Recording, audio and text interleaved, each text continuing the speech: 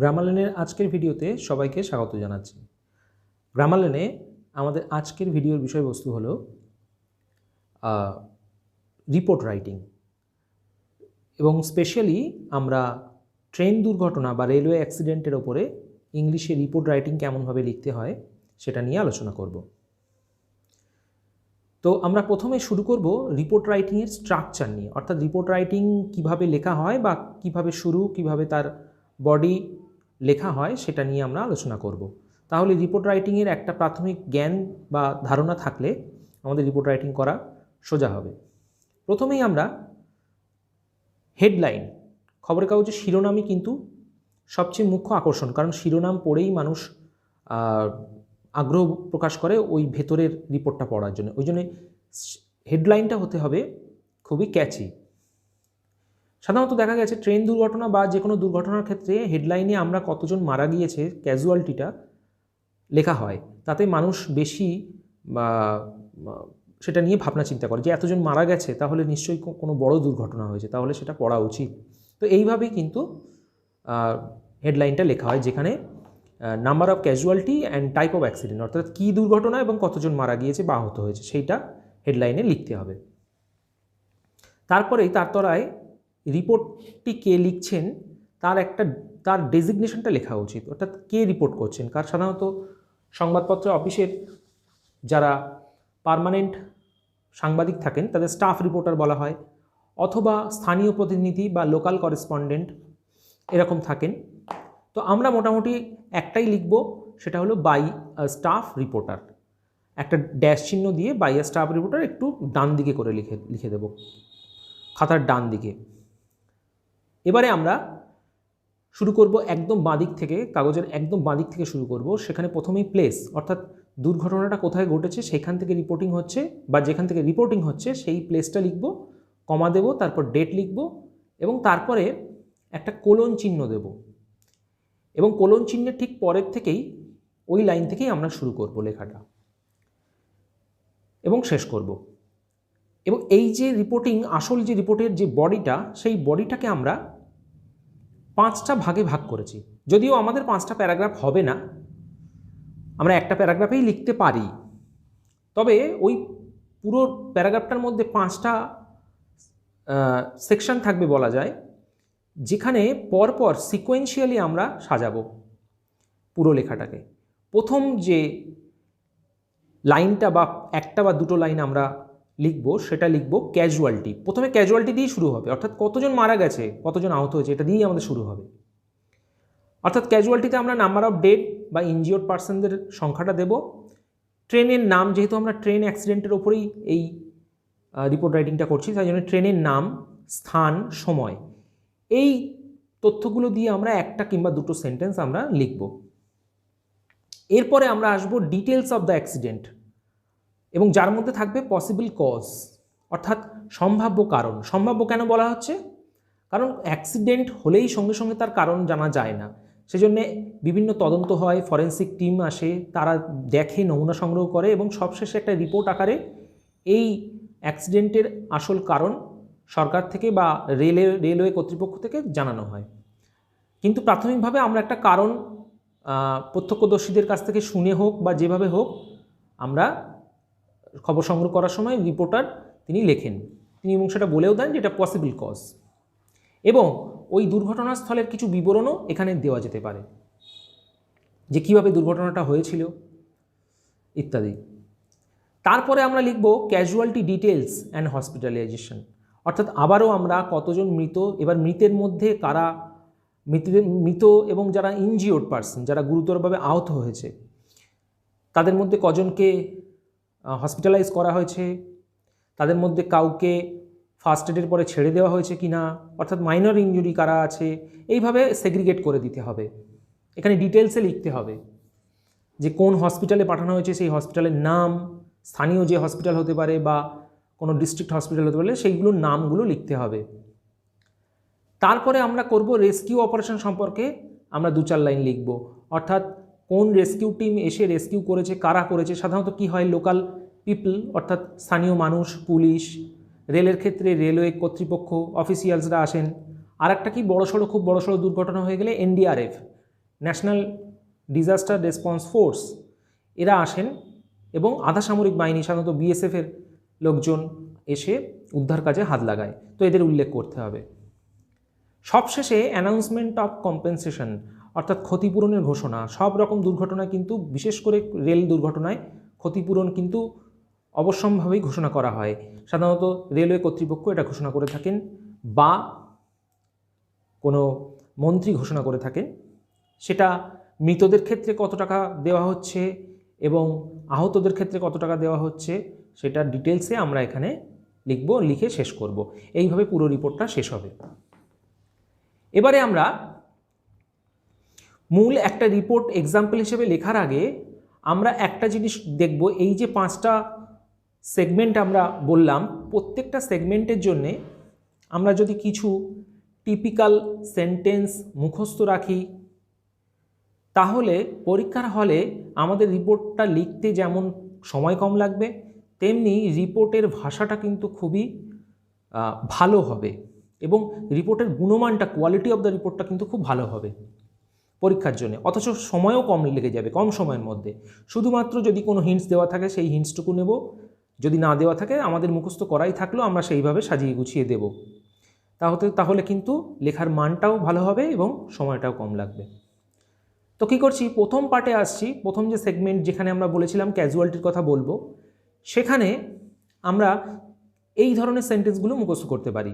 যেমন এখানে বলা হয়েছে 12 coaches of the Guwahati-Bikaner Express train derailed near the Moinaguri town of Jalpaiguri district in West Bengal on Thursday. অর্থাৎ এই সদ্য এই দুর্ঘটনাটা ঘটে গেছে খুব বড় আকারের, যে বিকানির এক্সপ্রেসের এই দুর্ঘটনাটা। তো সেখানে বলা হচ্ছে যে 12টা কোচ অর্থাৎ 12টা বগি, গুয়াহাটি বিকানির এক্সপ্রেসের 12টা বগি লাইনচ্যুত হয়েছে। ডিরেল মানে লাইনচ্যুত হয়েছে কোথায় না, জলপাইগুড়ি, পশ্চিমবঙ্গের জলপাইগুড়ি জেলার ময়নাগুড়ি শহরের কাছে। অন থার্সডে অর্থাৎ বৃহস্পতিবারে। At least 8 people have been killed and 45 injured. অন্ততপক্ষে 8 জন মারা গেছেন এবং 45 জন আহত হয়েছেন। এই গেল আমাদের ক্যাজুয়ালিটি সেগমেন্ট অর্থাৎ প্রথম সেগমেন্ট।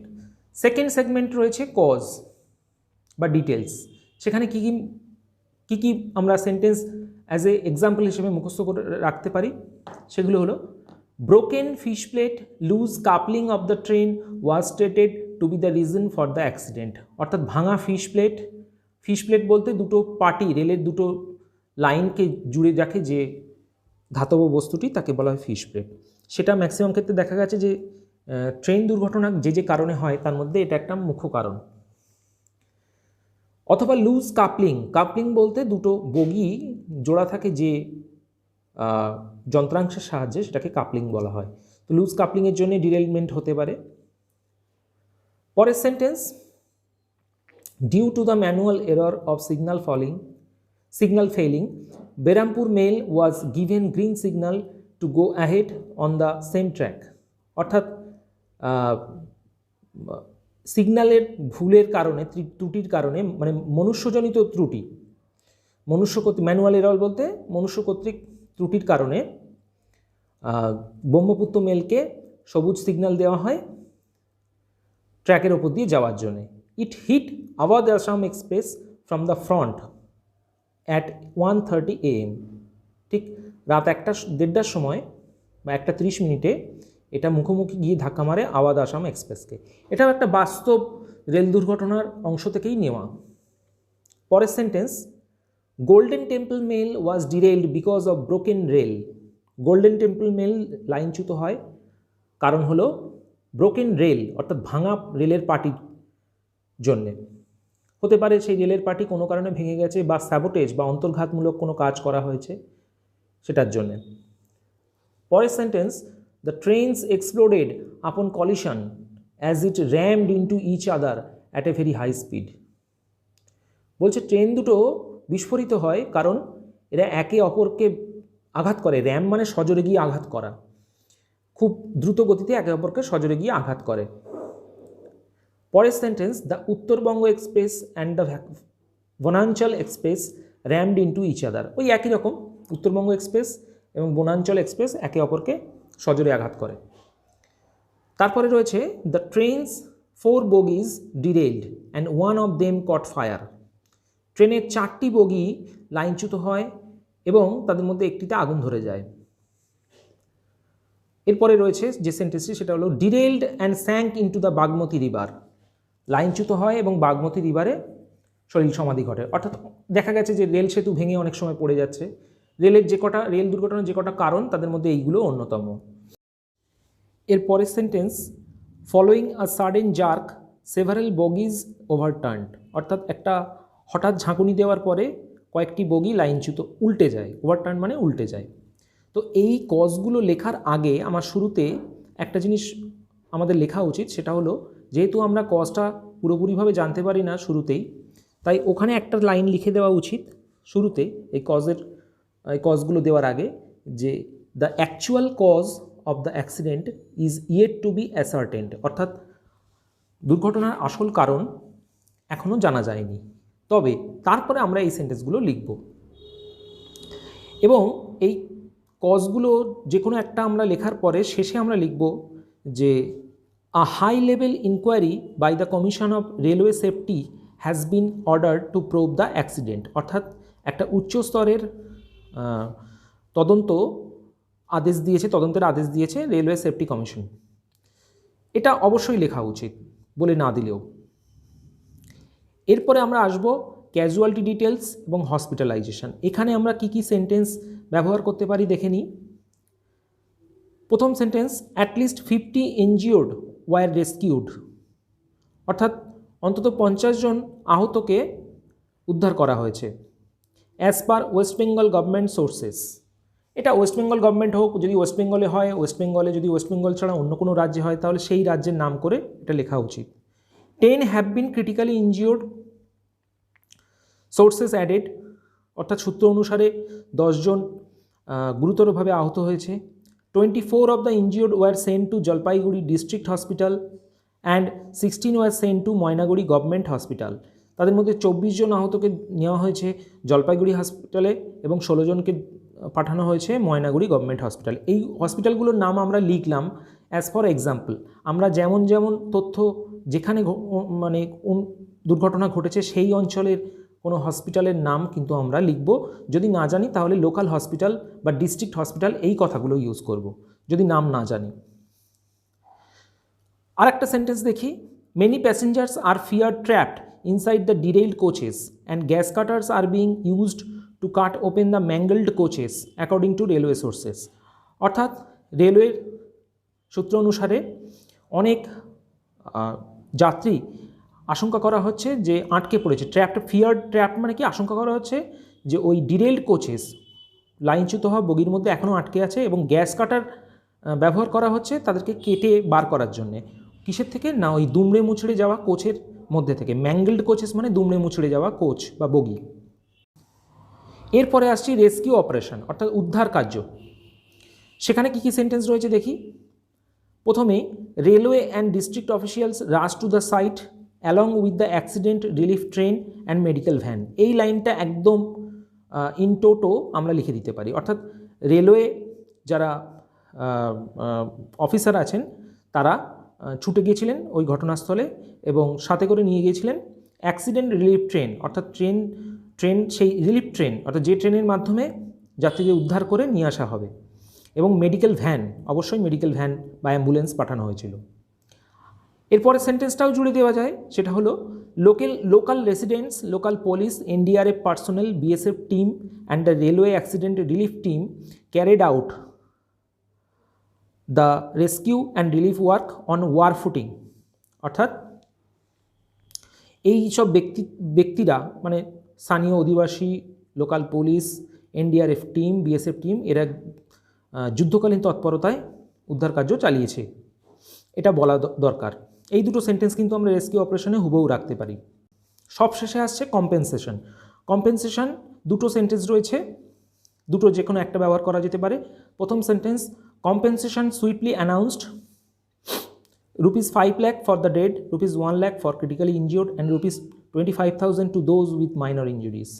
অর্থাৎ দ্রুত ক্ষতিপূরণের ঘোষণা করা হয়েছে, যার মধ্যে মৃতদের পরিবারের জন্য 5 লাখ আর গুরুতর আহতদের জন্য 1 লাখ এবং মাইনর ইঞ্জুরিজ যাদের হয়েছে, ছোটোখাটো আঘাত লেগেছে যাদের, তাদের 25,000। এটা আমরা বলে দিতে হবে এবং এখানে মেনশন করে দিতে হবে কাদের জন্য কি কম্পেনসেশন অ্যালট হয়েছে। আরেকটা sentence, the Indian railways has announced an ex gratia relief. এই এক্স গ্রাশিয়া কথার অর্থ কিন্তু অনুদান বা কম্পেনসেশন, অর্থাৎ কম্পেনসেশনের একটা সিনোনিম বলা যায়।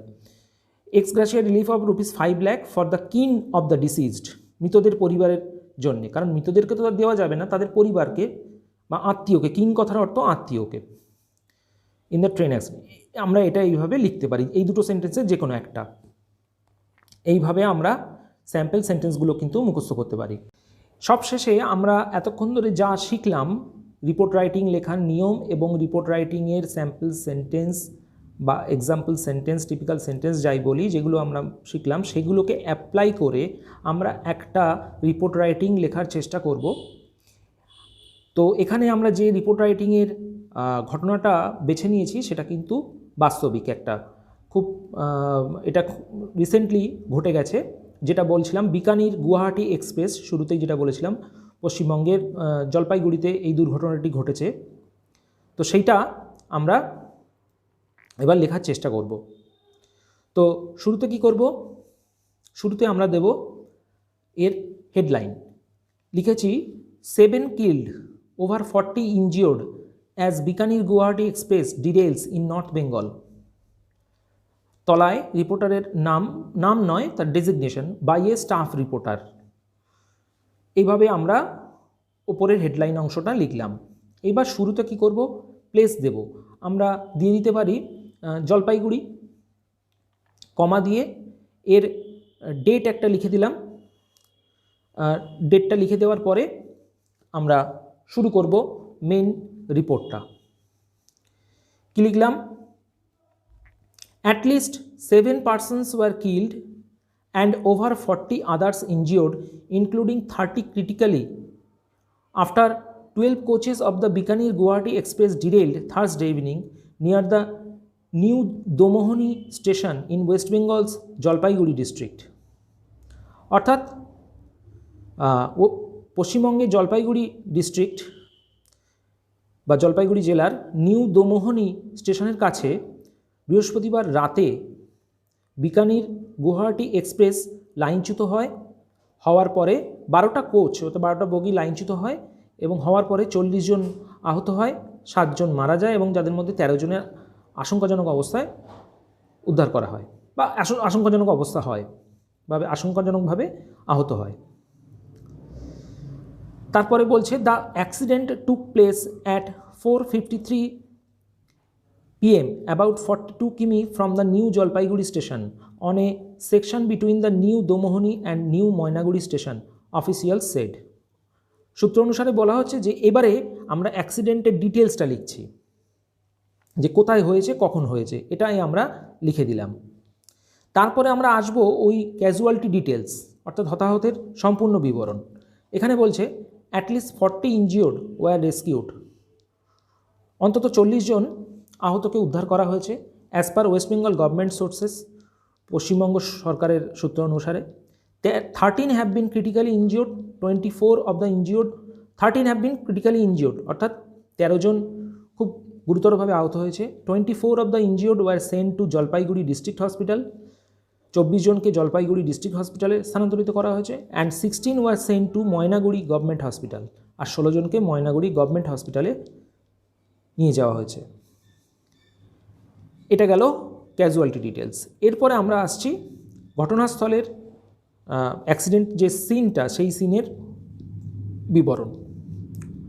According to officials at the spot, some coaches toppled from the track and one coach was found on top of another. সূত্র অনুসারে কিছু বগি লাইন থেকে উল্টে পড়ে যায় এবং একটা বগি আরেকটার ওপরে উঠে যায়। Several of the dead and injured were found lying on both sides of the track, অর্থাৎ লাইনের দুদিকেই বেশ কয়েকটি মৃতদেহ এবং আহতদের পড়ে থাকতে দেখা যায়। While others were found stuck inside a mangled coach, আর অন্যান্যদের ওই দুমড়ে মুচড়ে যাওয়া বগির ভিতরে আটকা পড়ে। এরপরে এই লাইনটা আমরা দিতেই পারি, train services on the line were disrupted following the accident, অর্থাৎ অ্যাক্সিডেন্ট হওয়ার পরপরই লাইনে ট্রেন চলাচল ব্যাহত হয়। এটা কিন্তু কমন সেন্স অনুসারে আমরা দিতে পারি, কারণ যে লাইনে ট্রেন অ্যাক্সিডেন্ট হয় সেখানে সঙ্গে সঙ্গেই তো ট্রেন চালানো অসুবিধাজনক হয়ে পড়ে। এরপরে আমরা আসব উদ্ধার কার্যের দিকে। তো উদ্ধার কার্যের আগে আমরা বলবো যে কোনো তদন্ত কোনো কিছু হচ্ছে কি না, সেটার তদন্তের গতি প্রকৃতির কথা বলবো। সেই জন্য এই লাইনটা বলছি, according to the railway authorities the reason for the accident is yet to be determined. ওই যে প্রথমে যেটা বলেছিলাম যে রেলের কর্তৃপক্ষ থেকে এখনও পর্যন্ত দুর্ঘটনার কারণ জানানো হয়নি। A high level inquiry by the commission of railway safety has been ordered to prove the accident, অর্থাৎ রেলওয়ে সেফটি কমিশন থেকে একটি উচ্চ পর্যায়ের তদন্তের নির্দেশ দেওয়া হয়েছে। এরপরে আমরা আসব উদ্ধার কার্য, রেস্কিউ অপারেশন। এখানে বলা হয়েছে local residents, local police, NDRF personnel, BSF team and the railway accident relief team carried out the rescue and relief work on war footing, অর্থাৎ যুদ্ধকালীন পরিস্থিতিতে স্থানীয় অধিবাসী, স্থানীয় পুলিশ, এনডিআরএফ কর্মী এবং বিএসএফ কর্মীরা, বিএসএফের আধা সামরিক জওয়ানের কর্মীরা তারা কিন্তু উদ্ধার কার্য চালিয়েছে যুদ্ধকালীন তৎপরতায়। অন ওয়ার ফুটিং মানে হচ্ছে যুদ্ধকালীন তৎপরতায়। সবশেষে আসছে ক্ষতিপূরণের ঘোষণা। বলা হচ্ছে the railway authorities have announced a compensation of ₹5 lakh for the kin of the deceased and ₹1 lakh for the critically injured and ₹25,000 to those with minor injuries. আমরা যে স্যাম্পল সেন্টেন্সগুলো একটু আগে শিখলাম সেগুলো কিন্তু প্রায় বলা যায় হুবহু কিন্তু এখানে বসিয়ে দিলাম। দিলেই তাহলে একটা রিপোর্ট কিন্তু সুষ্ঠুভাবে রুলস মেনটেন করে লেখা হলো। এইভাবে আমাদের রিপোর্টটা শেষ হলো। তো দেখা যাচ্ছে স্যাম্পল সেন্টেন্স মনে রাখলে কিন্তু আমাদের যে কোনো রিপোর্ট রাইটিং ট্রেন অ্যাক্সিডেন্টের ওপরে পার্টিকুলারলি লেখা সহজ হবে।